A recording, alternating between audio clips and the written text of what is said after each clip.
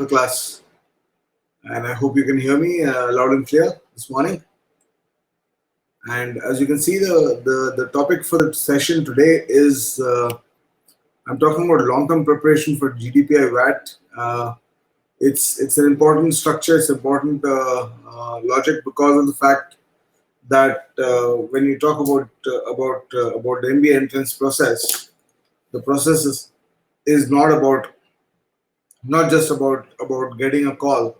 And I personally believe that a lot of students that I see, they get over invested in their CAT prep and in their aptitude part of the CAT prep, and they are what I describe as under invested in. They end up being under invested in their group discussion interview part. And typically what I see, uh, because of being underinvested in the GDPI and VAT preparation. Hi, good morning everybody. Good morning Govind, good morning Ayush, welcome to the class. So because of being underinvested in the GDPI VAT part, the outcome of that is that when they suddenly finally get calls, hi, good morning Arkaprav, and good morning Pandula Raja Udayapan, and good morning Misbah, welcome to the class. So essentially what happens is because of the underinvestment uh, for their GDPI VAT. So this is for everybody, Anupama. We are talking about the focus is GDPI VAT today. I have taken sessions for other things. You can go back and watch my sessions on strategy for CAT, etc. And there will be upcoming sessions also for those things. So what typically happens is suddenly, I mean, if you're going gung ho on the aptitude, if you're going big bang on the aptitude prep, तो नवंबर में cat हुआ, जनवरी में jet हुआ, नवंबर में cat होता है, जनवरी में jet होता है, और कैट और जैट के बाद सडनली फरवरी में इंटरव्यू स्टार्ट हो जाते हैं, राइट? सो होता क्या है उसके कारण कि प्रिपरेशन फॉर इंटरव्यू यहाँ पे स्टार्ट होता है, सडनली लोग भागना स्टार्ट करते हैं कि इंटरव्यू की क्या तैयारी करें, और 2 हफ्ते 3 हफ्ते का प्रिपरेशन इंटरव्यू का एंड बेसिकली जीडीपीआई वैट का जब बात करता हूँ, आईएफटी तो नवंबर में हो जाता है, नवंबर दिसंबर में हो जाता है, आईएफटी भी यहाँ पे हो जाता है, CAT, XAT, IFT somewhere here और समटाइम्स बिफोर कैट. तो ये एग्जाम्स में तुम बिजी हो जाते हो, ऑब्वियसली यहाँ पे तो एप्टीट्यूड पे फोकस करोगे, और जनवरी के बाद सडनली 3 हफ्ते के बाद इंटरव्यू फेस करना है तुमको, 2-3 हफ्ते के बाद इंटरव्यू फेस करना है, और इंटरव्यू फेस करने जब जाते हो तो 3 हफ्ते का जो इंटरव्यू प्रिपरेशन होता है वर्सेस अगर तुम जून से 9 महीने का इंटरव्यू प्रिपरेशन करो, तो ऑब्वियसली क्वालिटेटिव डिफरेंस तो हो जाएगा ना.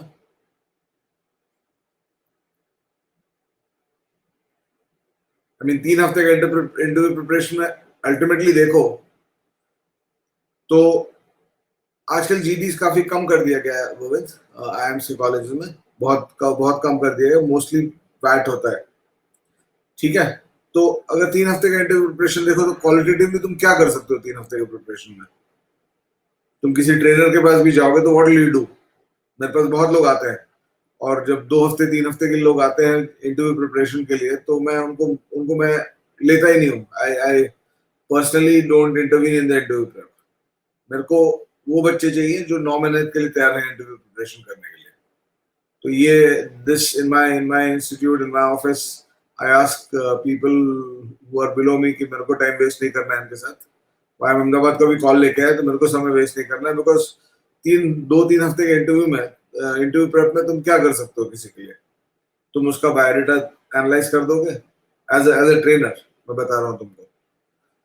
उसका जो करंट बायोडाटा है उसको एनालाइज कर दोगे कि तुम्हारा बायोडाटा ये है, भैया इस बायोडाटा पे ये 10-15 क्वेश्चंस तुमको पूछे जाएंगे, अब इनकी तैयारी कर लो। और तैयारी जो है ये क्वेश्चंस फिक्स हो जाता है। अगर तुमको 2 हफ्ते बाद इंटरव्यू जाना है तो तुम्हारा बायोडाटा फिक्स है, तो बायोडाटा अगर फिक्स है तो क्वेश्चन भी फिक्स है उस पर, तो क्वेश्चन फिक्स है। और 80 to 90 आई मीन तुम्हारा जो इंटरव्यू का क्वेश्चन आता है वो 70 to 80% क्वेश्चन प्रेडिक्टेबल होता है, वो बायोडाटा से ही निकलता है। They can be predicted. And 20% question जो होता है, 20 to 30% क्वेश्चन, ये रैंडम पार्ट होता है इंटरव्यू का। हर इंटरव्यू का ये स्ट्रक्चर होता है। तो 20 जो रैंडमाइज पार्ट होता है उसमें कुछ भी पूछ सकता है वो। They can ask you what is your opinion about Chinese goods in India, or they can ask you about what is your opinion about the Indian democracy's this thing, or they can ask you कि India का longest river कौन सा, नाम बता दो। So they can ask you anything, but ये जो predicted part है इंटरव्यू का, मेनली यहाँ से। और इंटरव्यू एक चीज याद रखिए, इंटरव्यू में कि when you talk about interview prep, तो इंटरव्यू में knowledge is not what is being tested, कि तुमको कितना आता है नहीं आता है वो नहीं टेस्ट किया जा रहा है, तुम्हारा पर्सनालिटी टेस्ट होता है, ठीक है ना। It's mostly a test of your personality, not a test of your knowledge, ठीक है। So coming back, if I talk about this biodata fix हो गया, इंटरव्यू क्वेश्चंस फिक्स हो गए, तो 3 हफ्ते के ट्रेनिंग में क्या किया जाता है? इन इंटरव्यू क्वेश्चन से कुछ आंसर्स होंगे, उन आंसर्स को आप बेस्ट शेप कर देते हो कि ऐसे मत बोलो वैसे बोलो, है ना। तुम इसको इस तरह से बोलने का कोशिश कर रहे हो, उसको उस तरह से बोलो, ठीक है। वैट पे भी मैं आऊंगा अमन। तो अब पॉइंट अब ये है कि इस प्रोसेस में, अब जैसे फॉर एग्जांपल कोई कोई क्वेश्चन आता है, सपोज तुम्हारा कॉलेज का परसेंटेजेस खराब है, राइट, तो उसका क्वेश्चन का आंसर खोजा जा सकता है कि क्यों खराब है। तुम बायोडाटा में तुम ज्यादा एक्स्ट्रा करिकुलर में लग गए थे, तुम थोड़ा सा कम ध्यान दे रहे थे, तुमको सब्जेक्ट पसंद नहीं आया, तो उसमें क्या बोलना चाहिए नहीं बोलना चाहिए वो शेप किया जा सकता है। वैसे अगर तुमको सब्जेक्ट पसंद नहीं है, अगर सही रीजन उसका ये है कि तुम्हारा कॉलेज का परसेंटेज खराब क्यों है, क्योंकि तुमको सब्जेक्ट पसंद नहीं आया, तो वो एक अच्छा आंसर नहीं है बोलने के लिए। क्यों? क्योंकि वो इंटरव्यू बोलेगा कि तुम मैनेजमेंट करने आओगे तो तुमको मैनेजमेंट पसंद नहीं आया तो क्या करोगे। और उसका मेन रीजन, मेन ऑब्जेक्टिव क्या है? वो जो इंटरव्यूअर है, मैं भी बैठा हूँ इंटरव्यूज में टॉप 20 स्कूल्स के, from the other side as an interviewer, तो उसका मेन ऑब्जेक्टिव क्या रहता है इंटरव्यूअर का? इंटरव्यू का मेन ऑब्जेक्टिव ये रहता है देखने का कि तुम जो हो उस सीट का वैल्यू निकाल पाओगे।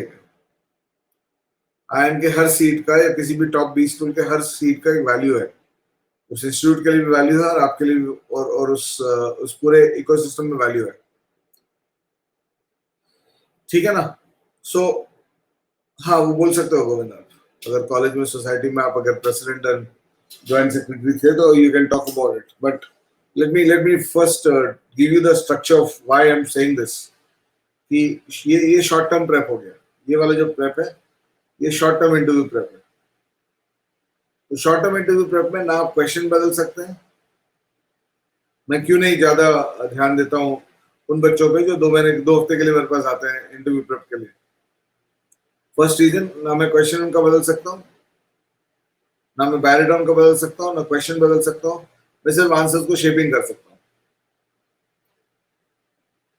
ऑनलाइन ही हमें अब तो सब कुछ ऑनलाइन हो गया, वी आर ऐसे ऐसे इन दिल्ली, अदरवाइज आंसर को शेप कर सकता हूँ मैक्सिमम, ठीक है ना। तो that's the maximum I can do. और मैं क्या कर सकता हूँ? और मैं अगर नहीं कर सकता हूँ, तुम क्या कर सकते हो? बट जब तुम 9 मंथ्स के इंटरव्यू प्रेप की बात करते हो, और जो जो 2021 में कैट देंगे उन, और 2022 के मार्च में इंटरव्यू देंगे, उनके लिए 21 महीने हो जाते हैं। 21 महीने में तो तुम्हारा पूरा बायोडेटा चेंज किया जा सकता है, और 9 महीने में भी तुम्हारा बायोडेटा इंप्रूव किया जा सकता है ड्रास्टिकली। तो मेरे को एक बात बताओ,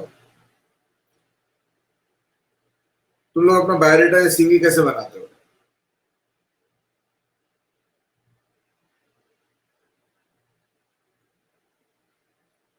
तो टिपिकल प्रोसेस जो होता है बायोडेटा सीवी बनाने का, वो ये होता है कि आज 18 जून है 2020।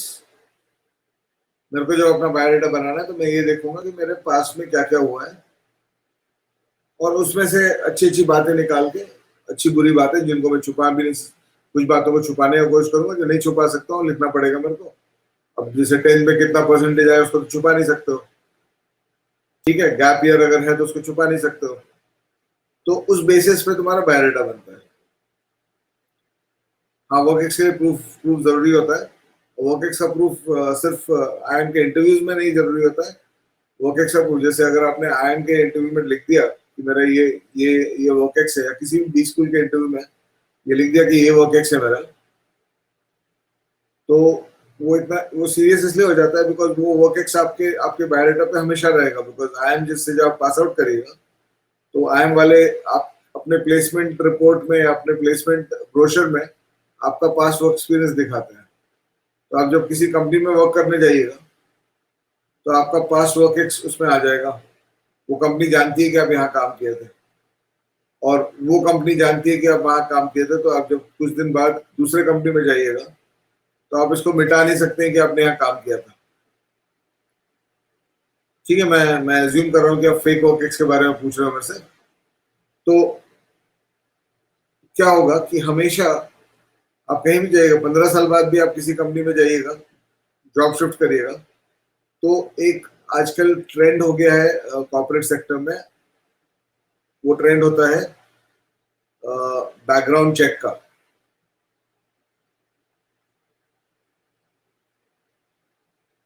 तो आपका बैकग्राउंड चेक किया जाता है, तो आपके फर्स्ट कंपनी से भी बहुत बार पूछा जाएगा कि इसने आपके यहाँ काम किया था, आपके बॉस से पूछा जाएगा इसने आपका यहाँ काम किया था, एक्सेट्रा। तो इस चीज को आप फिर मिटा नहीं पाएगा जिंदगी भर। इसलिए अगर आप बहुत लोग ट्राई करते हैं कुछ कहीं से बाहर बना दें, तो वो आप आपको ऐसे ही बनाना है जहाँ पे अगर अगर बना भी रहे हैं आप, तो ठीक है, थोड़ा बहुत काम कर लीजिए वहां पे। तो लेकिन आप ऐसा ऐसा स्ट्रक्चर बने कि वो जो भी आपको वो सर्टिफिकेट दे रहा है और प्रूफ दे रहा है आपको कि आपने काम किया है, तो वो आपको अगले 20 साल तक बोले कि भैया मैं यहाँ काम किया था इसमें।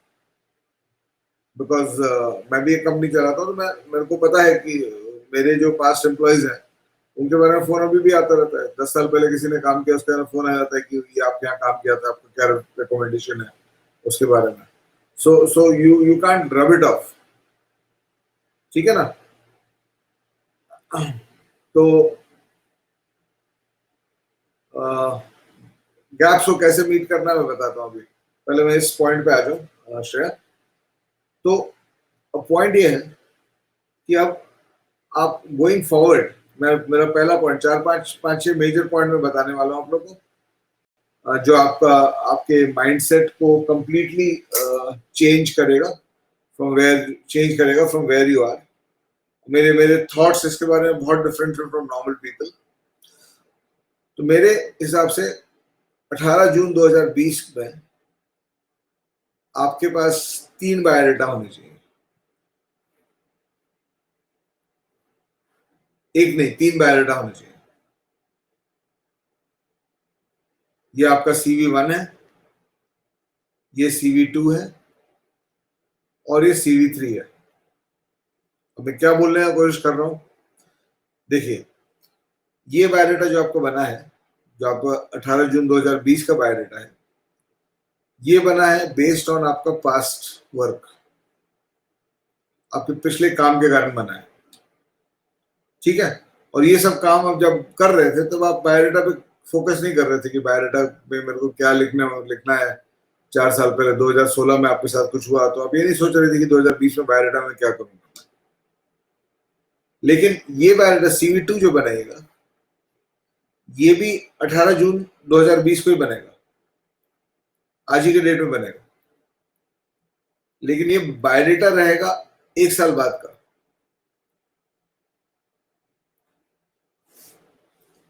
कि इस बायोडाटा में मेरा CV शिफ्ट क्या होने वाला है 1 साल में, ये आपको प्लान रखना है। ये आपके सेट ऑफ एक्सीडेंट्स है। आपका करंट बायोडाटा एक ग्रुप ऑफ एक्सीडेंट्स हुए आपके साथ। आपके दोस्त ने इंजीनियरिंग ज्वाइन किया तो आपने भी कर लिया, आपके पेरेंट्स ने बोला इंजीनियरिंग करिए तो आपने भी कर लिया, आपको क्रिकेट खिलवा दिया तो आपने खेल लिया, राइट। आपको क्विजिंग में आपके दोस्त इंटरेस्टेड थे तो आप भी क्विज में इंटरेस्टेड हो गए। आप कॉलेज में गए तो सेक्रेटरी बन गए, इलेक्शन से बन गए या नहीं बने, आप एकदम चुप रहे। आप it was a set of accidents, ठीक है ना। तो 1 ईयर लेटर, या आप 9 महीने बाद का बात करिए, इस साल कैट का आप तैयारी कर रहे हो मेजोरिटी ऑफ यू, तो आपके पास आज वो बायोडाटा होना चाहिए जो 18 मार्च 2021 को आप ले जाने वाले अपने इंटरव्यूज में। और इस बायोडाटा से क्या चेंजेस, आप डेल्टा क्या लाइएगा, जो मैनेजमेंट में बोला जाता है कि क्या चेंजेस लाइएगा आप इसमें। तो this has to be a planned biodata. और 9 महीने में काफी कुछ चेंज किया जा सकता है बायोडाटा में। तो बायोडाटा पे क्या होता है, बायोडाटा में 2 पार्ट होता है। बट ये तो आप कैट कॉन्टेक्स्ट में बता रहा हूँ, बिकॉज मार्च में आपको इंटरव्यू जाना पड़ेगा। बट इन जनरल आज के बाद अगले 20 साल अपने करियर में आप हमेशा ये डिफाइन करके चलिए कि अगले 2 साल में आपको प्रोफाइल और आपका बायोडाटा कैसे चेंज करना है। Of course you can't control everything, लेकिन एटलीस्ट आपका टारगेटेड तो हो जाएगा कि भैया मैं इस साल ये करूंगा और इस साल ये करूंगा, this will be my targets. And of course as you go further into your career, these timelines will slightly increase. तो आप जब 30, 32, 35 साल के हो जाएंगे तो आप 3 साल बाद का और 5 साल बाद का बायोडाटा बनाएंगे। CV1 आपका 3 साल बाद का रहेगा, CV2 आपको 5 साल बाद का रहेगा। Because once you start into a career, तो हर साल आपका बायोडाटा उतना चेंज नहीं करता है अपार्ट फ्रॉम दिस थिंग। तो आप अगर शिफ्ट करना चाहते हैं, डेल्टा लाना चाहते हैं अपने बायोडाटा में, तो 3 साल 5 साल का बनाएंगे। But that is when you become a mid career executive. जब आप फ्रेश हैं, जब आप फ्रेश स्टार्ट कर रहे हैं, आप 18, 20, 22 साल के हैं, 25 साल के हैं, तो आप 1 साल बाद का और 2 साल बाद का बायोडाटा पहले से डिफाइन कर दीजिए। सो डेल्टा क्या क्या लाया जा सकता है बायोडाटा में। And when I talk about long-term interview preparation, as I said, why long-term interview preparation, इसका इम्पोर्टेंस क्यों है, और मैं इंटरव्यू का ज्यादा बात करूंगा GDPI उसके बाद, because in your selection process the interview is the most important component. GD और वैट जो है वो सेकेंडरी इंपॉर्टेंस लेता है, ठीक है। ये डिसाइडर होता है। आप वैट में बहुत अच्छा कर लीजिए और इंटरव्यू खराब हो आपका तो आपका नहीं होगा, और अब आपका वैट खराब हो जाए और इंटरव्यू अच्छा हो जाए तो आप निकल सकते हैं उसमें। So it's very clear that the interview is the most important part, ठीक है ना। तो वाई लॉन्ग टर्म प्रेप, सबसे पहले देखिए, आप कुछ भी करिए, आपका कोई भी परसेंटाइल है। मैंने स्टार्ट किया, for those who came a little bit late, when I started the class I said कि most of you remain under invested during your CAT prep on your CAT prep करते समय आप अपने biodata पे under और अपने interview prep पे under invested रहते हो, ठीक है।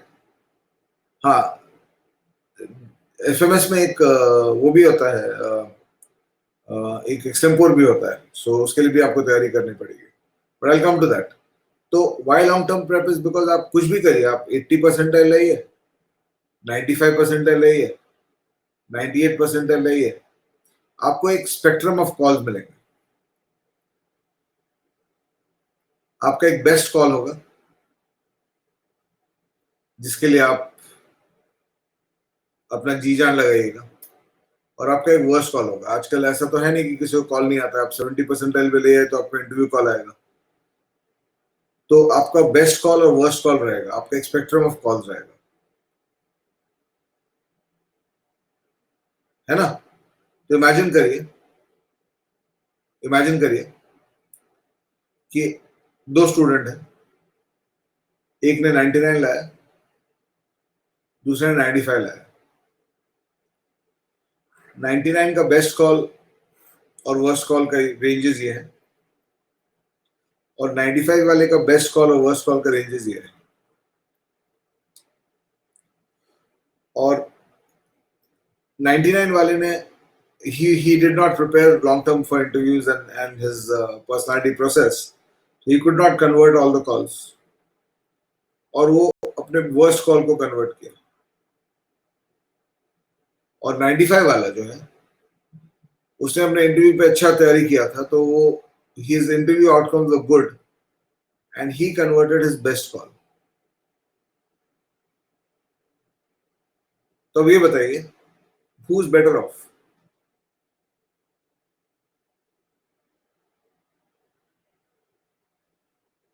कौन बेटर ऑफ है इस स्टेज पे आफ्टर दिस थिंग? ऑब्जेक्टिव आपका आपका ऑब्जेक्टिव कैट परसेंटाइल है कि आपका ऑब्जेक्टिव बी स्कूल है?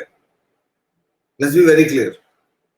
और ये इतना ओपन एस्पेक्ट है, आई एम सरप्राइज 2 लाख लोग अक्रॉस द कंट्री इसको नहीं देख पाते हैं, across every year after year. So they remain over invested till November, they are just focusing on CAT practice, CAT practice, CAT practice. तो मैं अपने स्टूडेंट को हमेशा बोलता हूँ कि डे 1 से इंटरव्यू प्रेप स्टार्ट करो।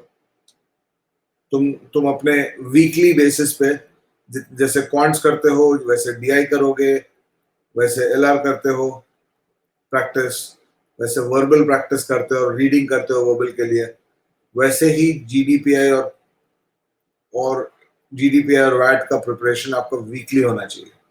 क्या करना, मैं आ रहा हूँ उस पर, ठीक है ना। How what you do is this thing. और ये कहानी यहाँ खत्म नहीं होती है, ये कहानी यहाँ खत्म नहीं होती है। कहानी जो मैं इन दो स्टूडेंट्स की बता रहा हूँ आपको, मान लीजिए एक्स है और ये वाई है। एक्स ने वाई को तो बीट कर दिया कैट में, लेकिन आउटकम तो एक्स का बेटर हुआ। नाउ ये कहानी यहाँ खत्म नहीं होती है, कहानी 2 साल आगे चल बढ़ती है। दोनों बी स्कूल में 2 साल रहते हैं, ये बेटर बी स्कूल में है। तो जब प्लेसमेंट का टाइम आता है, तो इसका एक बेस्ट प्लेसमेंट और वर्स्ट प्लेसमेंट का ऑब्जेक्ट का पॉसिबिलिटी आएगा, और इसको भी एक बेस्ट कंपनी होगी और वर्स्ट कंपनी होगी। और अगर ये वीक रह गया इंटरव्यू में, इंटरव्यूइंग स्किल्स में, तो अपना वर्स्ट कंपनी कन्वर्ट कर रहा है यहाँ, और इसका इंटरव्यू स्किल्स अच्छा है तो ये अपने बेस्ट इंटरव्यू कन्वर्ट कर रहा है। तो ये जो गैप था, जो नेगेटिव से पॉजिटिव हो गया 95 वाले के लिए, अब ये देखिए कितना बड़ा गैप बढ़ गया।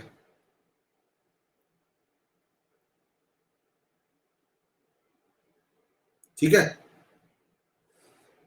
हाँ, इट्स परफेक्टली ओके, कोई दिक्कत नहीं है रोहन, आप कर सकते हो। शॉर्ट टर्म कोर्सेज में भी हेल्प होगा आपको। आप अगर प्रोफाइल चेंज करना चाहते हो तो शॉर्ट टर्म कोर्सेज में हेल्प करेगा आपको बहुत। ठीक है, तो ये देखिए इतना बड़ा गैप हो गया। तो आप इंटरव्यू स्किल्स पे अगर नहीं काम करते हैं, एंड नॉट जस्ट हेयर, उसके बाद आप जब करियर स्टार्ट करिएगा, आप जो भी जॉब पहला पहला 3-4 जॉब आप जब चेंज करेंगे तो इंटरव्यू देना पड़ेगा। आफ्टर 35-40 आपके इंटरव्यूज उतने नहीं होते, आपका काम देखा जाता है ज्यादा। इन फर्स्ट 2-3 जॉब में आपका इंटरव्यू देखा जाएगा, आपका इंटरव्यू लिया जाएगा। और every time you do that, every time you do that, you will be always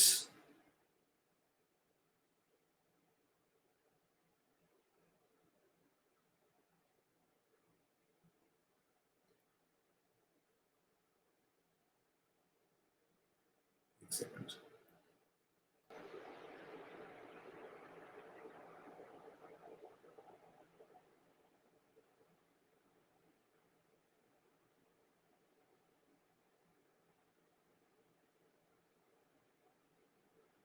मेरा व्हाइट बोर्ड कहीं चला गया, रुकिए एक मिनट।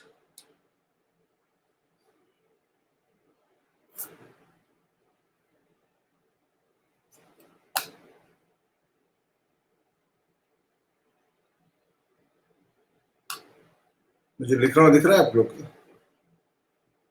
नहीं ना? ये मैंने अच्छा क्वेश्चन वाला खोल दिया मैंने पैनल।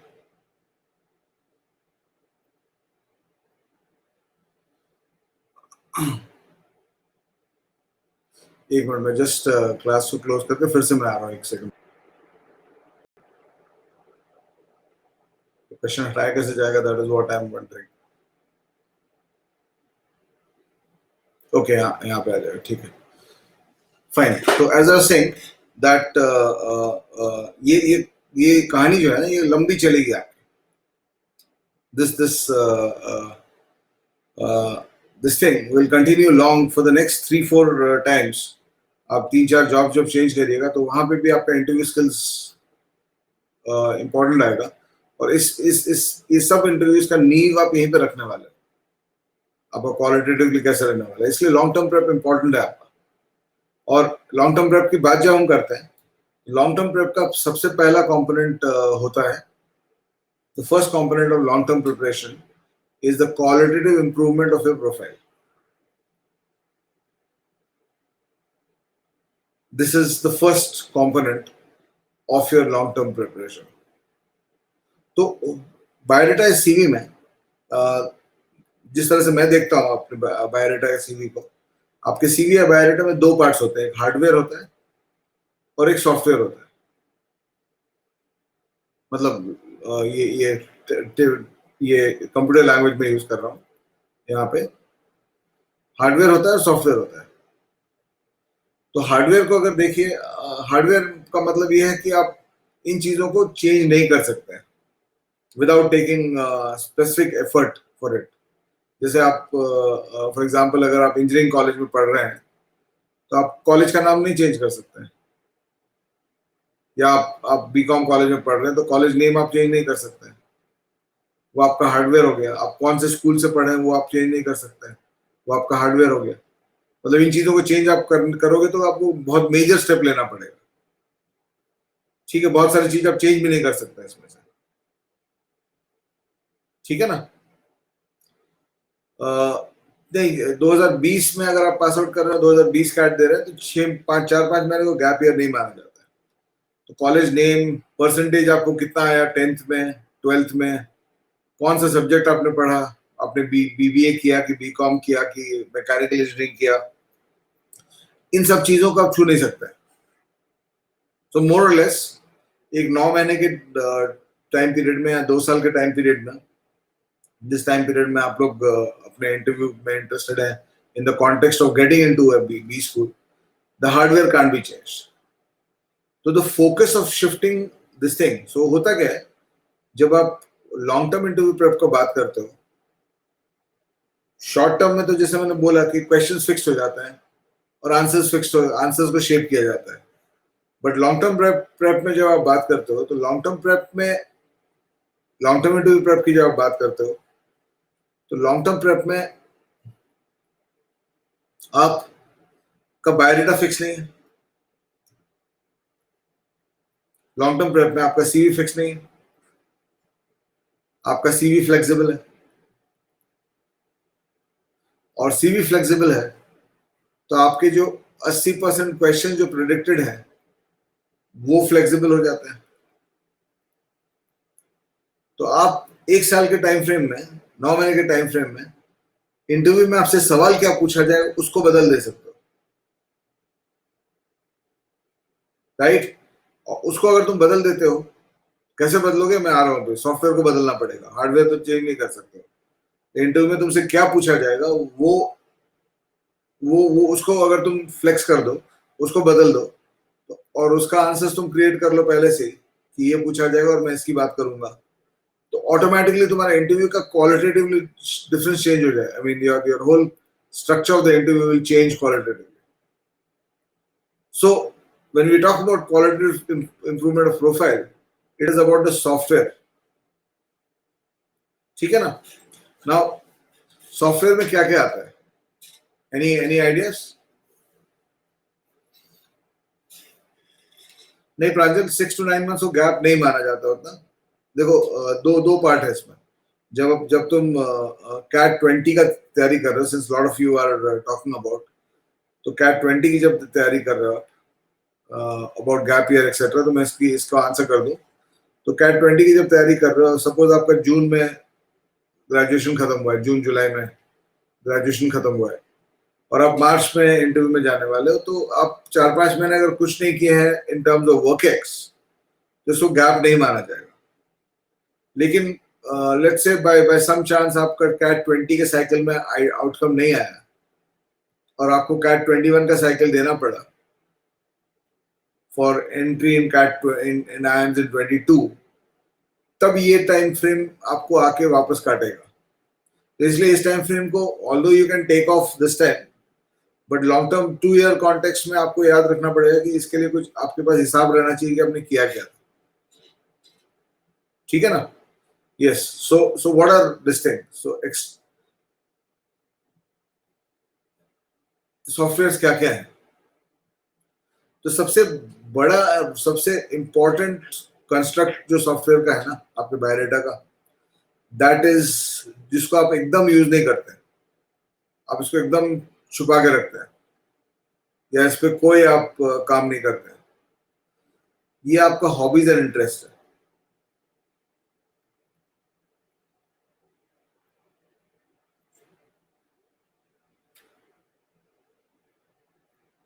और specifically more than hobbies, it's not about stamp collection करता हूं, इट्स मोर अबाउट इंटरेस्ट्स। और इसके थ्रू आपको बाकी वायर, आपका हार्डवेयर कुछ भी हो, आपका हार्डवेयर एकदम रद्दी हो, मेरे को 1 साल दे दो कोई भी बायोडाटा के साथ, 1 साल दे दो मेरे को, अपने इंटरेस्ट डेवलप करने का टाइम दे दो, और मैं किसी भी बायोडाटा को इंटरव्यू में डिफेंड कर सकता हूँ, किसी भी बायोडाटा को। गेम्स जो है आपका है, कोई स्पोर्ट्स आप खेले हैं तो वो तो हार्डवेयर का ही पार्ट होगा ना। सडनली आप तो आज तो नहीं स्टार्ट कर सकते, आपने जिंदगी भर बास्केटबॉल नहीं खेला है, तो आज स्टार्ट करके 6 महीने बाद आप लिख तो नहीं सकते कि बास्केटबॉल में स्टेट लेवल प्लेयर हो। सो वो मोर और लेस हार्डवेयर पे आएगा। तो इंटरेस्ट का, जैसे मैं बताता हूँ इंटरेस्ट में क्या, इंटरेस्ट, अब इंटरेस्ट को किस तरह से, हॉबीज और इंटरेस्ट को लोग किस तरह से मिसयूज कर लेते हैं इंटरव्यू में। मैं बहुत बार देखा हूँ इसको एज एन इंटरव्यू, कि बेटा बताओ तुम्हारा इंटरेस्ट, हॉबीज और इंटरेस्ट क्या है? बोलता है सर वॉचिंग क्रिकेट। तो वहीं पे इंटरव्यू डिफ्लेट हो जाता है कि बॉस इसको थोड़ा सा जिंदगी जीने दो और वापस आओ। ठीक है ना? So an interest that you are going to project in the interview has to have some depth in it. अब जैसे मेरा एक स्टूडेंट था, उसने World War II was his interest area,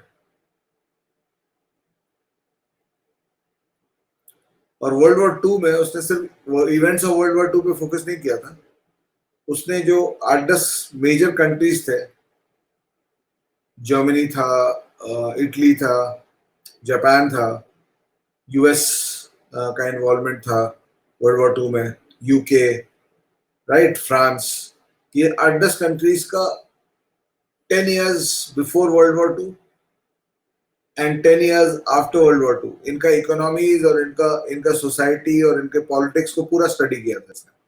Who were the main actors involved, who were the main people involved, etc. तो जब ये interviews में जाता था, and his profile was average, जब ये इंटरव्यू में जाता था तो he would present this। अब आप सोचो, तुम इंटरव्यूअर हो, तुम सुबह से शाम लोगों को सुन रहे हो, मेरे तुम्हारे सामने आके लोग बोल रहे हैं कि सर मेरे को IIM में आना है, मेरे को मैनेजमेंट में इंटरेस्ट है। ठीक है, वो तो उसको पता है कि तोते की तरह बताया गया तुमको। यहाँ पे उसके बीच में एक बंदा आता है, बोलता है सर World War II में मेरे को बहुत इंटरेस्ट है। अब क्या पूछोगे कि नहीं क्वेश्चन उसको? बिना बिना सवाल पूछे हुए आप बढ़ सकते हो क्या आगे एज एन इंटरव्यूअर? बताओ, एज एन इंटरव्यूअर। और क्वेश्चंस तो आएंगे ना इंटरव्यू में। Introduce yourself, tell me about your hobbies, interest, Introduce yourself, sir, blah, blah, blah, blah, blah. I'm so. And I have a deep interest in World War II. I've read a lot about these things. Apart from other things, 4-5 interests I have, deep interests. तो सवाल automatically आएगा, और सवाल एक बार आएगा यहाँ पे और तुम उसको 20 साल का पूरा दुनिया का कहानी सुना दो उस टाइम, तो तुम, आई कैन गारंटी यू, तुम्हारा बायोडाटा पे कुछ भी लिखा हो, ये कितना भी रद्दी हो, ये सब तुमको इंटरव्यूअर उसका hand is force, he can not reject you, because वो रिजेक्ट अगर कर रहा है तो अपना काम ठीक से नहीं कर रहा है, एज सिंपल एज दैट। तो जब मैं इंटरेस्ट की बात करता हूं तो तुमको 2-3-4, maybe in a 9-month framework you can create 2-3-4 passion areas. Interest is a little bit, मतलब वो उस वर्ड में उतना दम नहीं है जितना पैशन में दम है। तो 2-3-4 पैशन एरियाज क्रिएट करिए जिनको आप पढ़ना स्टार्ट करिए, और ये आपके कैट प्रेप को हर्ट इसलिए नहीं करेगा बिकॉज ये आपके VARC प्रिपरेशन से भी रिलेटेड है, ठीक है ना। तो आप सपोज बोलते हैं कि सर जैसे मेरा एक स्टूडेंट है, इसका बहुत पुअर प्रोफाइल था, तो उसको long, I mean as I told you, all my students, I tell them from day 1 की अपार्ट फ्रॉम QA DILR तुमको अपना इंटरव्यू प्रेप स्टार्ट करना है डे 1 से। तो उसका प्रोफाइल बहुत खराब था, उसको 52% था ग्रेजुएशन में, 4 साल में ग्रेजुएशन किया था, 12th के बाद 2 साल गैप था उसका। तो जब वो इंटरव्यू में गया, XLRA का इंटरव्यू है उसको, तो इंटरव्यू में जब गया, when he went to the interview, before that I had 1 year, 1.5 years with him, one year with him, and during that 1 year I oversaw what he should do for his profile, because the logic was same. I knew that top call आएगा, bottom call आएगा, and every student of mine has to make sure that he converts his top call, right? So during that 1 year, what he did was he started reading. He created 2-3 passion areas. उसने specifically neuro linguistic programming और emotional intelligence पे खूब research किया। वो इतना research किया कि वो उसमें प्रेजेंटेशन ऑल देने लगा अपने कॉलेज में, अपने घर पे लोगों को, जब जहाँ उसको टाइम मिलता था वो लोगों को बताता था वो। तो he would distinct it। तो और उसको वो कॉलेज की पढ़ाई की तरह नहीं किया, उसको वो पैशन के साथ किया, नॉलेज के लिए। तो जब वो इंटरव्यू के लिए गया, यहाँ पे उसका कचड़ा था बायोडाटा, पूरा कचड़ा था उसका बायोडाटा। 52% 12th ग्रेजुएशन में और 10-12 में 60s में था उसका। तो जब XLRA क्वालिफाई करके XLRA इंटरव्यू पहुंचा, IIM कॉल नहीं आया उसको, he didn't do well in CAT। तो जब इंटरव्यू पहुंचा तो उससे पूछा गया कि इंट्रोड्यूस योरसेल्फ, निशान नाम था उसका, और he is a big shot director. वो जाता है XLRA IIM में जाके इंटरव्यू लेता है जिन लोग को पासिंग आउट स्टूडेंट्स को रिक्रूट करने के लिए। तो निशांत को पूछा गया कि अपने बारे में बताओ। तो निशांत ने फर्स्ट स्टेटमेंट बोला कि sir, my life is consisted of 2 parts, 20-21 years of mediocrity and 1 year of excellence. This was his first statement to the interviewer, and he told me that sir, जैसे मैंने बोला, इंटरव्यूअर लगा कि वो seat से कूद गया बाहर। He suddenly jumped out of his seat, because जब आप इस तरह कुछ क्लेम करते हो एज एन इंटरव्यूअर, ये तुम अपने तरफ से कर रहे हो। As an interviewer I will be very interested to check कि किसी ने तुमको समझा दिया है बोलने के लिए कि तुमने एक्चुअली किया है, और तुमने अगर एक्चुअली किया है तो I am not bothered about this, because I know कि मेरा seat will be taken care of by you. तुम एक्सेलेंस सीख चुके हो, और उसका गुड लक ये था, I mean, when you work hard you also get lucky। वो बोलते हैं ना, the harder I work the luckier I get। Have you heard that this thing? The harder I work the luckier I get। तो luck उसका इस तरह से काम किया कि जो इंटरव्यू बोर्ड में 3 लोग थे, उसमें से एक बंदा, एक प्रॉफ था XLRA का, और वो XLRA में इमोशनल इंटेलिजेंस का कोर्स पढ़ाता था बच्चों को। या Himanshi, Fortune favours the brave. Brave उतना कॉन्टेक्स्ट नहीं है यहाँ पे। This is more about that passionate work, right? Bravery तो हम 5 मिनट में भी दिखा सकते हैं, but this is about consistent passionate work across a year. तो इमोशनल इंटेलिजेंस का प्रॉफ था वो वहां पे। अब मान लो तुम जा रहे हो इस तरह से, तुम्हारा बायोडेटा एकदम कचड़ा है, लेकिन तुम इमोशनल इंटेलिजेंस पर रिसर्च करके गए हो, और वहां पे जो प्रॉफ है वो इमोशनल इंटेलिजेंस पढ़ा रहा है, तो ऑब्वियसली उसके दिमाग में जब तुमसे वो बात करेगा तो उसके अपने खुद के जो एक्सएलआरए के स्टूडेंट्स हैं वो भी सामने आएंगे, और तुम अपने अगले 10-15 मिनट में, बिकॉज ऐसा कुछ क्लेम तुम करोगे तो चेक तो करना होगा उसको, he has to check it, ठीक है ना? या it was not brave to claim this, it is brave to claim this, Himanshi, if you have not done it and then going into it. If you have done it and you're claiming it, then there's no bravery in it. It's just the fact that you're presenting facts. And for the next 15 minutes, if you can convince the interview board कि देखिए भैया, आपके जो students हैं जिसको आप पढ़ा रहे हो उससे ज्यादा मेरे को इस टॉपिक के बारे में पता है, ठीक है? Prasad Pathak, you should talk about failed business. It will be a big advantage for you. ठीक है, it will be a big advantage for you. So this change, मतलब 15 मिनट में अगर आप प्रूव कर दो कि मेरा नॉलेज, इमोशनल इंटेलिजेंस का नॉलेज आपके स्टूडेंट्स के इमोशनल इंटेलिजेंस का नॉलेज से बेटर है, तो ऑटोमेटिकली तुम्हारा वो चेंज हो जाता है, तुम्हारा पूरा इंटरव्यू पलट जाएगा। He has to take you, his hand is forced. वो पगला होगा इंटरव्यूअर अगर तुमको नहीं लेगा। सो व्हाट आई सजेस्ट इसकी तुम, और इसमें एक दूसरा एंगल होता है। सपोज एक डॉक्टर है, he wants to go for IIM, तो ये क्वेश्चन आता है बहुत लोगों के लिए कि वाई एमबीए। अब ठीक है, तुम बीबीए किए हो और एमबीए में आ रहे हो तो कोई पूछेगा नहीं तुमसे ये सवाल। बीकॉम किए हो, एमबीए में आ रहे हो तो भी तुमसे शायद नहीं पूछेगा ये सवाल। लेकिन तुम डॉक्टर हो और एमबीए में आ रहे हो, तुम इंजीनियर हो और एमबीए में आ रहे हो, तुमने मैकेनिकल इंजीनियरिंग किया है और तुम एमबीए के लिए आ रहे हो, तो ये सवाल why MBA is a big सवाल फॉर यू, ठीक है? You can talk about it. Shubham, introduce yourself में बता देना वो बात, I am working in family business. But working in family business बहुत लोग करते हैं, लेकिन तुमको अपना पैशन लाना पड़ेगा उस आंसर में। Yes, journalism to MBA. जब तुम्हारा प्रोफाइल या बेस शिफ्ट हो रहा है तो उसमें बीच में तुम अपने इंटरेस्ट एरियाज डेवलपमेंट में मैनेजमेंट के सब्जेक्ट्स उठा लो। एंड जब भी तुम इंटरेस्ट एरिया को डेवलप करोगे पैशन के साथ, तो आज तुम्हारे पास दो ही ऑप्शन। जब निशान मेरा स्टूडेंट था तो उसके पास एक ही ऑप्शन था कि किताब उठाओ, बैठ के पढ़ो, किताब सोर्स करो, किताब उठाओ, बैठ के पढ़ो, खुद से सोचो।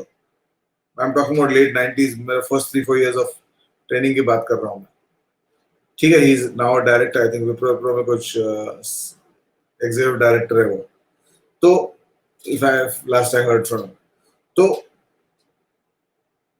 तुम आज जब तुम कोई इंटरेस्ट डेवलप करो, सपोज तुम फाइनेंस में इंटरेस्ट डेवलप करते हो, तुम जर्नलिज्म के स्टूडेंट हो लेकिन तुम फाइनेंस पढ़ के जाते हो, तुम फाइनेंस इस तरह से पढ़ते हो कि तुम जो IIM अहमदाबाद का फर्स्ट ईयर का स्टूडेंट है उसके बराबर तुम फाइनेंस जान लो, ठीक है? तुम मान लो स्ट्रेटेजिक मार्केटिंग या डिजिटल मार्केटिंग पढ़ते हो, कोई एक पैशन एरिया तुमको ये बैकबोन हो जाएगा तुम्हारा इंटरव्यू कन्वर्ट करने का, और तुमको फिर जाके इंटरव्यू में सिर्फ ये वर्ड को ड्रॉप कर देना है।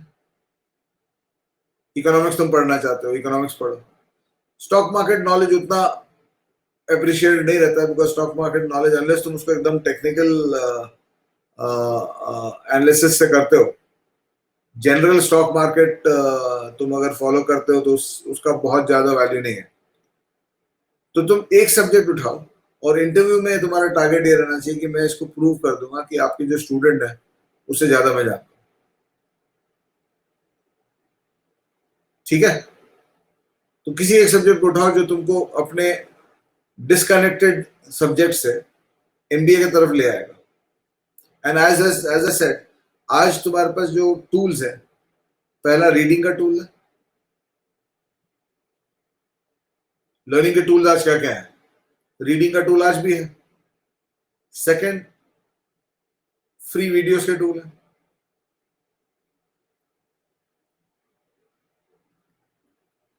और थर्ड, ऑनलाइन कोर्सेज के टूल है। तो ऑनलाइन कोर्सेज बहुत लोग मेरे से पूछते हैं कि शुड आई डू सर्टिफिकेशन और नॉट। तो प्लीज रिमेंबर, सर्टिफिकेशन का मतलब कुछ नहीं है। Certificate doesn't matter. आपको नॉलेज होना चाहिए। You have to gain knowledge, not certifications. Interview में आपका नॉलेज देखा जाएगा, सर्टिफिकेट्स आपके नहीं देखे जाएंगे, specially for these small things. ठीक है? तो आइडियली अगर आपके पास कोई पैशन ऑलरेडी है तो उसको भी आप प्रेजेंट कर सकते हो। जैसे अमन पूछ रहे हैं कि कंप्यूटर साइंस का नॉलेज है, तो हेल्थ न्यूट्रिशन साइंस तुमको दूसरे डायरेक्शन में ले जाएगा। जॉन विक, आपको अगर सॉफ्टवेयर इंजीनियर है, आप हेल्थ और न्यूट्रिशन साइंस में आपको इंटरेस्ट है, तो that does not connect to an MBA. तो आइडियली कनेक्ट होना चाहिए। आप हिस्ट्री पढ़िए, आप यू पिकअप यूरोपियन हिस्ट्री पढ़िए, उसको बोलिए इंटरव्यू में यूरोपियन हिस्ट्री पे इम्पोर्टेंट बहुत वो था। पूछे हिस्ट्री से मैनेजमेंट का रिलेशन है, तो बोलो कि एवरीथिंग, तो सब कुछ तो हिस्ट्री में हो चुका है। आज हम लोग उसी चीज को अप्लाई कर रहे हैं। मैं जब अपने आई एम कैलकाटा में इंटरव्यू में गया तो मेरे से पूछा गया था सवाल कि अरुण शर्मा, हम लोग जब आई एम कैलकाटा में आपको पढ़ाएंगे तो हम लोग हिस्ट्री पढ़ाएंगे, आपको क्या लगता है रेलेवेंट है क्या हिस्ट्री पढ़ाना? एस्ट्रोफिजिक्स आप उठा सकते हैं, ठीक है। Good at chess, not so much unless you achieve something significant. ठीक है, तो देखो, गुड एट समथिंग, मैं तो इंटरव्यू में जाके बोल सकता हूँ बहुत अच्छा टेनिस खेलता हूँ, लेकिन अगर अगर उसका सर्टिफिकेट्स कनेक्टेड नहीं है मेरे पास, तो वो बिलीव थोड़ी करेगा। ठीक है ना? तो वो good at something you can claim. It has to be something which can be this thing. Greek mythology उठाओ, फिलोसफी उठाओ, प्लेटो, एरिस्टोटल। बोलो कि मेरे को प्लेटो के लाइफ में बहुत इंटरेस्ट है। प्लेटो, एरिस्टोटल और philosophy, Greek and European philosophy में बहुत, एंड इंडियन फिलोसफी में बहुत इंटरेस्ट है। सोक्रेटिस, इनके इनके वर्क्स में बहुत इंटरेस्ट है, मैं काफी पढ़ा उस पर। कुछ भी एक एक शाइनिंग पार्ट उठा लो, उसको बैकबोन बना लो, तुम्हारा इंटरव्यू निकल जाएगा। As simple as that. और 8-9 महीने बहुत होता है। आपने अपने ग्रेजुएशन में कितनी पढ़ाई की है? कितने महीने पढ़ाई की है?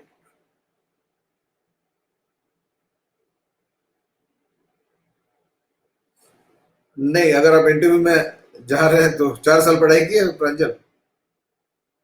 पढ़ाई कितनी की है? मैंने तो 4 साल इंजीनियरिंग की थी, उसमें से मेरी पढ़ाई शायद 200-250 दिन की थी।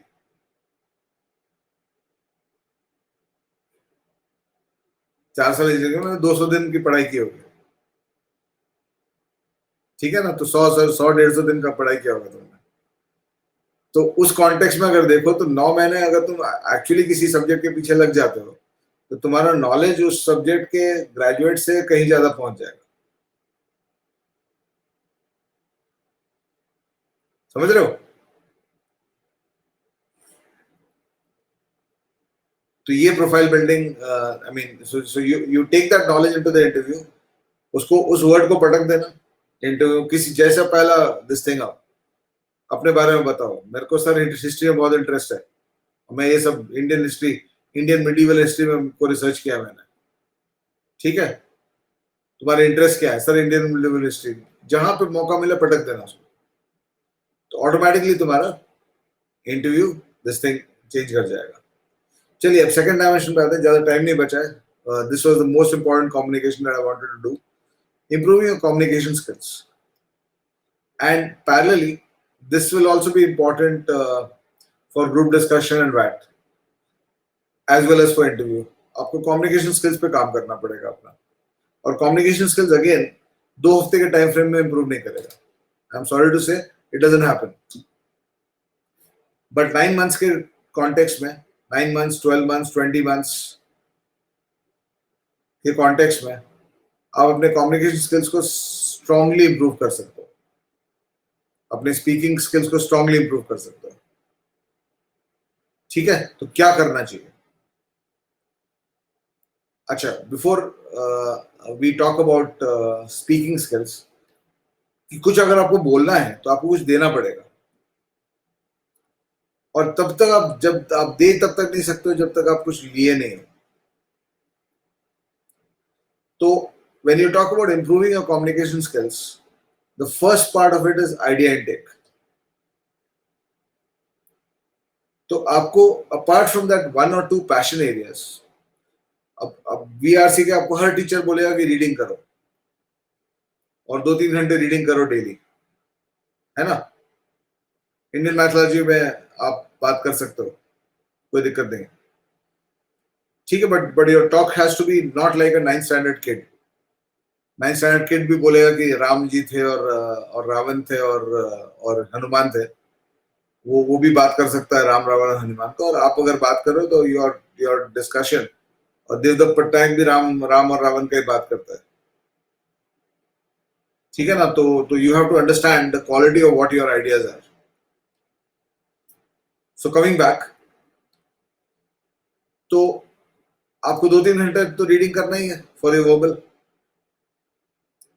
ठीक है? प्रोजेक्ट ऑफ इंजीनियरिंग अगर कुछ कुछ ग्राउंड ब्रेकिंग किया हो तो बता सकते हो उसके बारे में, ठीक? Any achievement you have had, you can talk about it. तुमने कॉलेज प्रेसिडेंट थे तुम, सेक्रेटरी थे, you can talk about it. Advertising is related to marketing, yes. You can research advertising if you are interested in that. You can talk about 50 years of advertising campaigns, research करो, और जाओ interview में जाके बोलो कि sir को advertising बहुत interest है, ठीक है?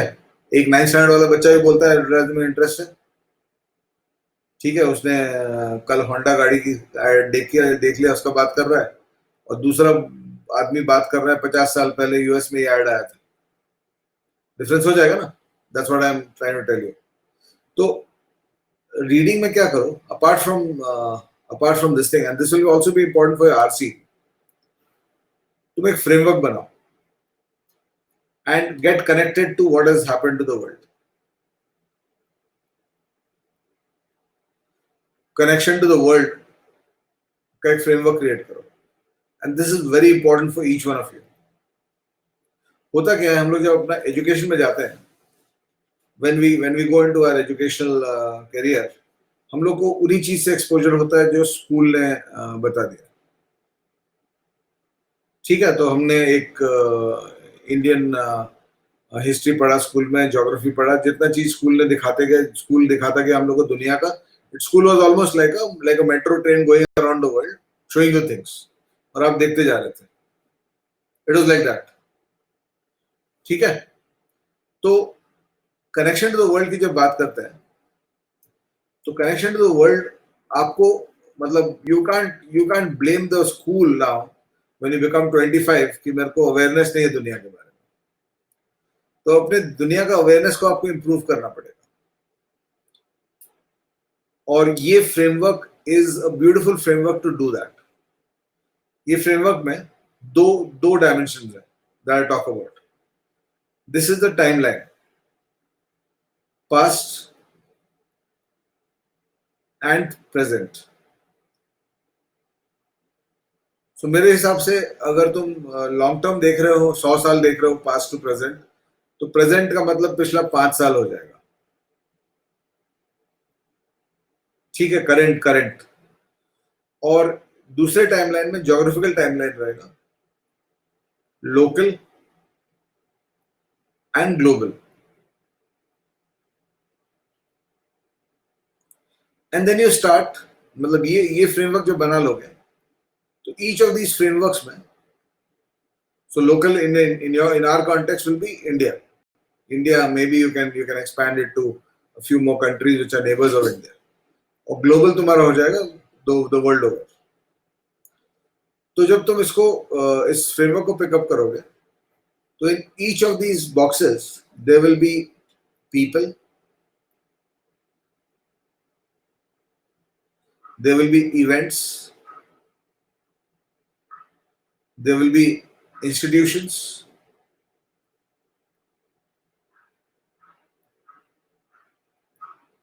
there will be uh, there will be ये 3 बैकबोन तो उठा सकते हो तुम, ठीक है। तो जैसे ग्लोबल पास्ट में तुम जाते हो तो प्लेटो, सोक्रेटिस, एरिस्टोटल वो यहाँ पे आएंगे, आइंस्टाइन यहाँ पे आएगा, ठीक है। तो तुम 3 डायमेंशंस पे चीजों को उठाओ, right, and each of these boxes, और तुम उनको रिसर्च करना स्टार्ट करो, तुम उनके बारे में पढ़ना स्टार्ट करो, उन लोगों के बारे में पढ़ना स्टार्ट करो, इवेंट्स के बारे में पढ़ना स्टार्ट करो, जैसे current current economic event, current event में, और and the other backbone can be subject, so you can talk about economics, philosophy, politics of that time. So जैसे डिमोनेटाइजेशन हुआ, तो डिमोनेटाइजेशन के बारे में तुमने पढ़ा, तो you are in this box, it's a present because last 5 years current है, तो तुम 100 साल पहले से इवेंट्स, पीपल, इंस्टीट्यूशंस एक्सेट्रा के बारे में जाओ. So suppose you talk about marketing, marketing मेरा मेरा इंटरेस्ट एरिया है, और तुम 1970s में कोका कोला ने जो अपना डिसीजन लिया था कि क्लासिक कोक को हटा के न्यू कोक लाएंगे, उसके कारण अमेरिका भर में प्रोटेस्ट हुए, लोग crowd, this thing as one of the biggest marketing mistakes it's called, उसके बारे में पढ़ते हो, इट्स एन इवेंट.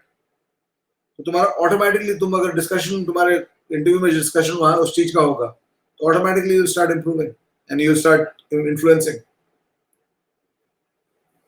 ठीक है ना. नहीं, कैटेगरी वाइज नहीं होती है. So make this, so what you do is make this a pursuit for the next 2-3 years. तो तुम, you will gradually see कि तुम ill informed से well informed हो जाओगे.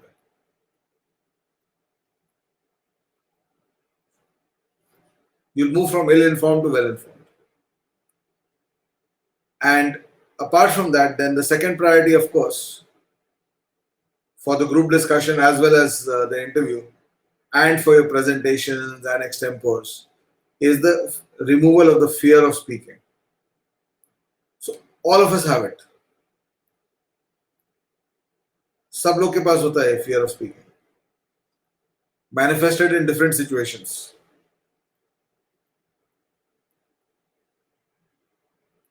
तो तुमने स्पीकिंग अगर प्रैक्टिस नहीं की है तो obviously you will be bad at it ना. तुमने बैडमिंटन खेला है और बैडमिंटन में सर्विस प्रैक्टिस करना भूल गए हो, जिस चीज की प्रैक्टिस नहीं की हो तो तुम खराब रहोगे उस पर. तो you have to start practising to speak. ये मुंह बंद हो जाता है हम लोग का स्कूल से, जब से टीचर्स बोलने लगे ना हम लोग को कि चुपचाप बैठ जाओ, सवाल मत पूछो, राइट. हम लोग के घर में ये इंस्ट्रक्शन था, बड़ों के सामने नहीं बोलना चाहिए. What stupidity. कितना हर्ट करता है, जनरेशंस एंड जनरेशंस को ये चीज हर्ट किया है.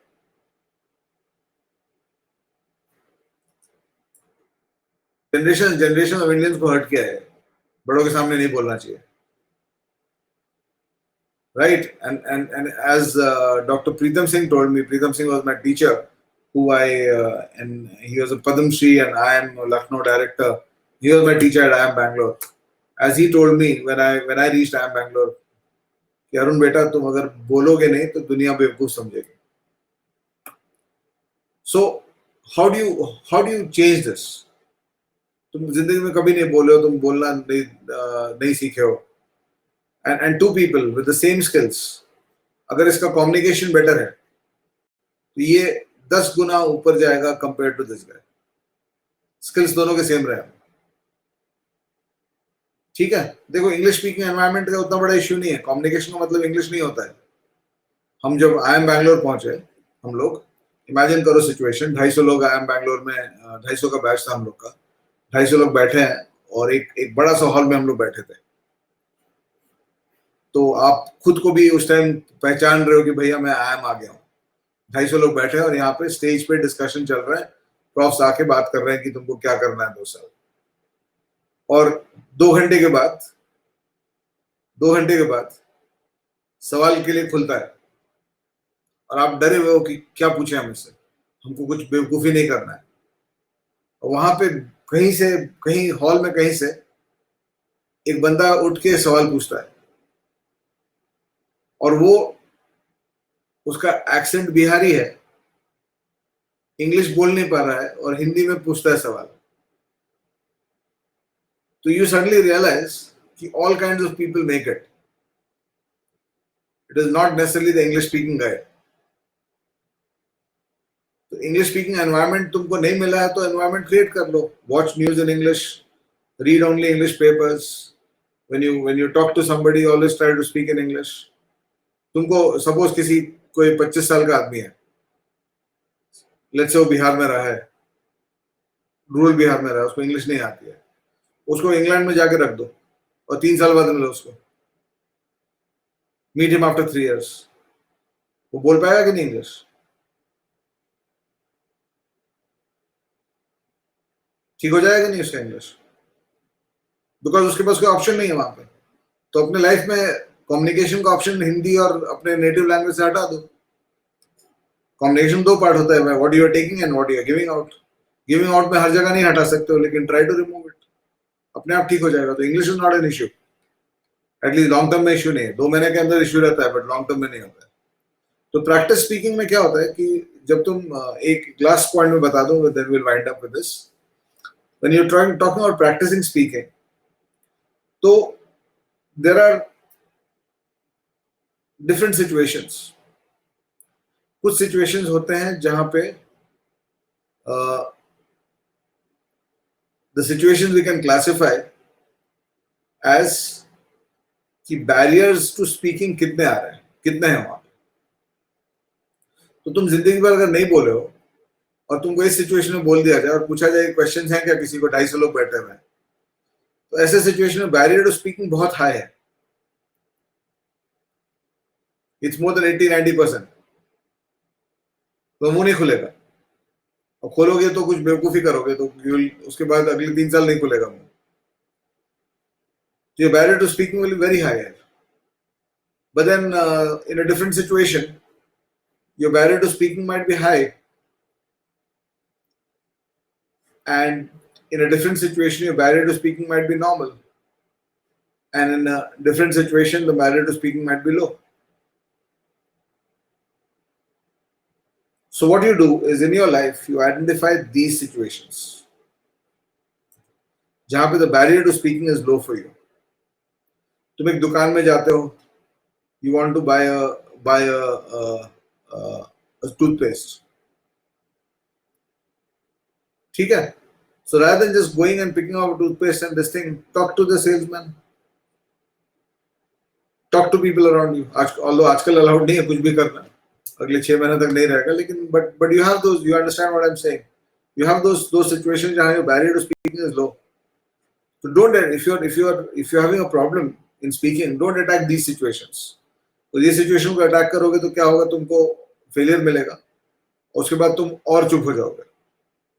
Attack situations where the barriers to speaking are low, और वहां पे स्पीकिंग प्रैक्टिस करो। तुम डाइनिंग टेबल पे बैठे हो तो हमेशा चुप रहते हो, तुम्हारे पास वो आदत है, तुम अपने फैमिली के साथ बैठे हो तो बैरियर टू स्पीकिंग लो है वहां पे। तो try to make conversation. There's something called the art of making conversation. So try to make that, and gradually क्या होगा, तुम इसमें कंफर्टेबल हो जाओगे और ये लो से 0 पे चला जाएगा। ठीक है? हाँ, देखो इंग्लिश इंप्रूव करना है तो थॉट प्रोसेस इंग्लिश में डालना पड़ेगा, तो इनटेक इंग्लिश करोगे तो आउटपुट भी इंग्लिश होने लगेगा। वो इंग्लैंड वाला जो एग्जांपल बताया, 3 साल में क्या होगा, 25 साल के आदमी को जिसने इंग्लिश में कुछ नहीं किया है, उसको इंग्लैंड में छोड़ दो तो 3 years बाद वो इंग्लिश क्यों बोल लेगा? What will be the process? What will happen to him? उसको पानी भी मांगना होगा तो वाटर बोलना पड़ेगा उसको, राइट? तो वो द प्रोसेस इज दैट। तो उस प्रोसेस को तुम यहाँ बैठ के भी तुम एग्जीक्यूट कर सकते हो ना, उसके लिए इंग्लैंड लंदन जाने की जरूरत थोड़ी है। ठीक है? Then you go to the neutral cases, जहाँ तो ये लो टिपिकल लो केसेस जो होते हैं, स्मॉल ग्रुप ऑफ पीपल, यहाँ पे लो बैरियर होता है, small group of well known people. Normal barrier to speaking होता है small group of not so well known people. तुम एक रेस्टोरेंट में जब जाते हो या कहीं जाते हो, you go to some place, you go to an office, suppose तुम रिसेप्शनिस्ट के पास पहुंचे ऑफिस में, तो rather than just saying कि मेरे को इनसे मिलना है, you make conversation. How's your day? Make a little bit of conversation. 2-3 शब्द बोलो, 2-3 लाइन बोलो, वो भी कर रिस्पॉन्ड करेगा. तो the art will, I mean, it's basically how much you practice it. And I remember Pritam Singh sir का मैं बात कर रहा था. He expired last week, unfortunately. One of the greatest management teachers in India. तो प्रीतम सिंह ने मेरे को किस कॉन्टेक्स्ट में बोला था पता है? कि बेटा तुम बोलोगे नहीं तो दुनिया बेवकूफ समझेगी, कॉर्पोरेट वर्ल्ड में तुम टिक नहीं पाओगे, कॉर्पोरेट वर्ल्ड तुमको बेवकूफ समझेगा. किस कॉन्टेक्स्ट में बोला था पता है? क्यों बोला था उन्होंने ये बात? First week at IIM Bangalore उन्होंने एक GD कराया. उस GD में 12 लोग को बैठाया इस फॉर्म में, इस स्ट्रक्चर पे, और यहाँ एक वीडियो कैमरा लगा और वीडियो कैमरा पे रिकॉर्ड किया. और ये GD 45 मिनट्स का था. 45 मिनट का GD था, और वो एक उस तरह का GD था जिसमें कोई ये एस्पेक्ट नहीं था कि कोई नॉलेज एस्पेक्ट नहीं था. GD on which anybody can speak. Moon पे गए हो आप, स्पेसशिप से दूर हो गए हो, तो क्या क्या स्टेप्स लोगे वापस पहुंचने के लिए, दैट काइंड ऑफ GD. कोई भी कॉमन सेंस से बात कर सकता है. And Arun Sharma sitting here, and for 45 minutes, मतलब अगर आप नॉर्मल डिवाइड करो 45 मिनट्स में, each person will get around 4 minutes to speak. Arun Sharma in 45 minutes could not open his mouth. उस दिन मेरे को बोलता है कि तुम पब्लिक स्पीकर बनोगे and you will spend your life as a public speaker. I would have said कि बॉस मैं फाइनेंस कर लूंगा, स्पीकिंग मेरे बस की बात नहीं है. But Pritam Singh called me the next day when he looked at the video for feedback, and he told me, and I'm always indebted to him for that. He told me कि बेटा, if you don't open your mouth, you're going to be considered to be dumb in the corporate sector. And that's the day I decided that I have to start opening my mouth. And this is the process I used. The process I showed you. First, I focused on low barriers, situations where there were low barriers to speaking. I did not go the next day and start speaking in class. Okay? Then I went to normal. And then I went to this thing. I just scraped through my interviews. So my interviews बहुत खराब हुआ था. Because I was not a good speaker, so it was pretty poor at that time. So maybe some other time we'll talk about those things. So I moved to this. So I've given you structures now. 3-4 structure दिया है. Thank you so much, Karan. तो 3-4 structures मैंने दिया तुम लोग को. एक वो ये structure बहुत important है. दूसरा ये structure बहुत important है. ये तुमको, I mean, you'll thank me for this structure for the rest of your life if you use it. इसको ठीक से use कर लोगे ना. You'll thank me for that. Speak wrong क्या करोगे? What's your name? Wrong क्या हो सकता है? Speak का मतलब ये थोड़ी कि speech दे रहे हो जाके. Speech is the last step. It's the maximum barrier. ठीक है ना? How are you? I find the day very good. Beautiful weather. ठीक है. Wrong information तो तुम्हारे knowledge पे depend है. That's why I told you. Step 1 is, कहाँ लिखा था मैंने? Step 1 is intake. तो आइडिया इंटेक करोगे तो आउटपुट भी होगा. और आइडिया इंटेक के लिए मैंने तुम लोगों को बता दिया फ्रेमवर्क. इसको याद रखना, इसको यूज करना, use it as a tool. ठीक है. तुमको कोई भी चीज मिलता है, जैसे अभी 1918 का पैंडेमिक के बारे में पता चला हम लोग को, तो that's a global past event. Read about it. 10-15 article पढ़ लोगे तो उसके बारे में आइडिया हो जाएगा. ठीक है ना? Read about geographies, read about countries. You can talk about countries, cities. Paris के बारे में पढ़ो. Paris कैसे डेवलप किया? It's a global this thing. who are the main people involved, what are the institutions involved. Start reading about those. Automatically तो पूरे दुनिया का तुमको आउटकम मिल जाएगा जो तुमको स्कूल ने नहीं दिया तुमको. ठीक है. So this is what I wanted to talk about. I hope you guys enjoyed it. कुछ wet topics मैंने डाले यहाँ पे. Of course, writing is also, once your idea intake is done, you'll be able to formulate your ideas also. So thanks a lot. Yeah, you can mention that as well. Right? So I hope you enjoyed it. Please upload the session, and I will thank you so much, Himanshi. And I hope you guys got perspective which was different from what you normally get about GDPI VAT preparation. It's about changing you.